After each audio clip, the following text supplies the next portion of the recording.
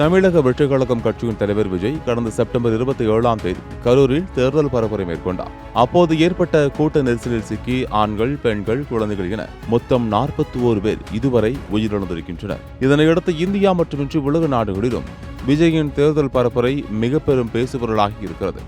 இதற்கிடையே கரூரில் ஏற்பட்ட கூட்ட நெரிசல் சம்பவத்தை சிபிஐ விசாரிக்க வேண்டும் என தவேக சார்பில் உயர்நீதிமன்ற மதுரை கிளையில் மனு தாக்கல் செய்யப்பட்டுள்ளது. அந்த மனுவில் கரூர் கூட்ட நெரிசல் விவகாரம் குறித்து சிபிஐ விசாரணைக்கு உத்தரவிட வேண்டும். கூட்ட நெரிசல் சம்பவத்தில் திமுகவை சேர்ந்த உள்ளூர் அரசியல்வாதிக்கு தொடர்பு இருக்கிறது. பாதிக்கப்பட்டவர்களை சந்திக்க மருத்துவமனையில் என்னை அனுமதிக்க மறுத்துவிட்டார்கள். சனிக்கிழமை கரூரில் செந்தில் பாலாஜி பற்றி விஜய் பேசிய போதுதான் கற்கள், செருப்புகள் வீசப்பட்டு மின்சாரம் பாதிக்கப்பட்டது.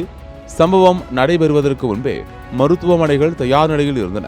கூட்டத்தில் பங்கேற்ற மக்கள் மீது காவல்துறையினர் தடியடி நடத்தியிருக்கின்றனர்.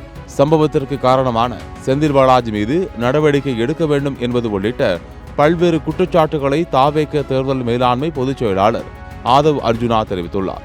இந்த நிலையில் அவரின் பழைய பேட்டி ஒன்று சமூக வலைதளங்களில் வைரலாகி வருகிறது. அதில் சிபிஐ விசாரணை கேட்பது வழக்கை 5 வருடங்களுக்கு இழுத்தடிக்கத்தான் என்று பேசியிருக்கிறார். இதை பார்த்த நெட்டிசன்கள் சிபிஐ விசாரணை வழக்கை இழுத்தடிக்கத்தான் என்று சொல்லிவிட்டு இப்போ நீங்களே சிபிஐ விசாரணை கேட்கிறீங்களே என்று கேள்வி எழுப்பி வருகின்றனர்.